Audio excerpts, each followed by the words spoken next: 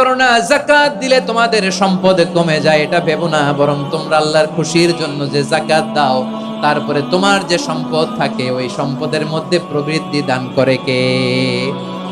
আপনি মনে করছেন দিলে কমে? চাঁপাইনবাবগঞ্জের ভাইয়ের আওয়াজ করে বলেন, দান করলে কি সম্পদ কমে নাকি বাড়ে? আওয়াজ করে বলেন, কমে না বাড়ে? বাড়ে। যেটা দান করেন, কামাসালি হাব্বা আম্বাতাত সাবআ সানাবিলা ফি কুল্লি সুমবুলাতিন মিয়াতি হাব্বা। 1 টাকা দান করলে এটা চারা বীজের মতো, রূপে দিলে 7টা শীষ, প্রতি শীষে হয় শত শস্য দানা। আল্লাহ যারে চায় এরকম বাড়ায় দেয়, প্রবৃদ্ধি দেয়। সুবহানাল্লাহ।